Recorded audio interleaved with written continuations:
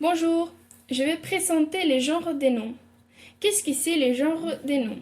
Le genre des noms ou le genre grammatical est une caractéristique des noms qui influe dans la forme de certains éléments de la phrase.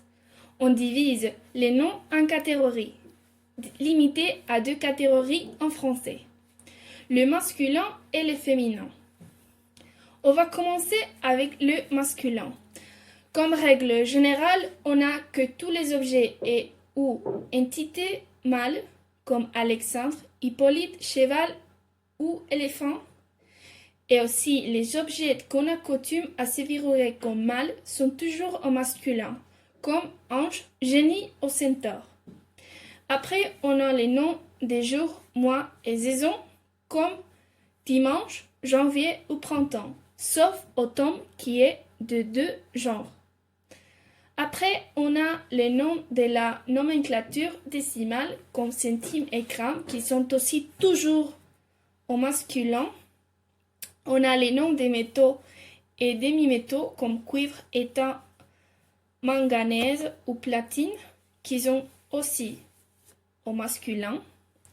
On a les arbres et les arbrisseaux comme chêne et frêne qui sont toujours au masculin, sauf lièvre, ovépine et pine orange qui sont au féminin.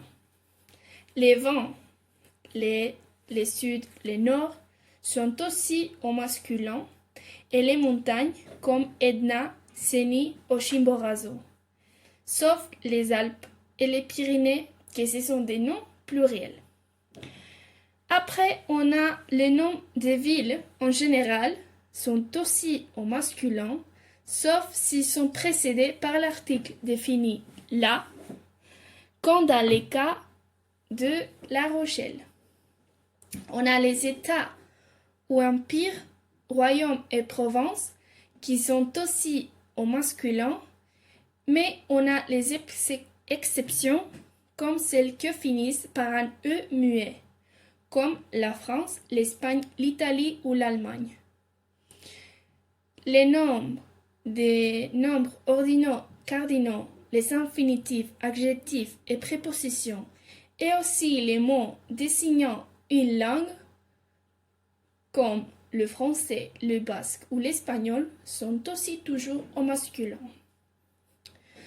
D'autre côté, on a le féminin, et comme règle générale, on peut dire que les objets ou entités femelles, Vénus, Junon, les vertus et les qualités comme bravoure, sympathie et avarice sont toujours au féminin, sauf courage et mérite qui sont au masculin.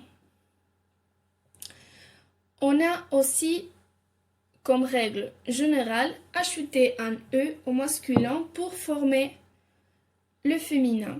Et aussi, on peut transformer un nom masculin en féminin par un changement orthographique, c'est-à-dire on double la consonne et on ajoute un E à la fin, comme cadet, cadette, paysan, paysanne. Après, on a aussi pour former le féminin des mots qui ont les deux genres, on a le changement de suffixe comme en maître à maîtresse, au pêcheur, pêcheresse. Aussi dans les noms qui ont des radicaux différents au féminin comme homme, femme, parrain, marin, marraine, étalon, jumet. Et pour finir, les noms masculins qui désignent aussi bien une femme qu'un homme, médecin, ministre, professeur, dentiste.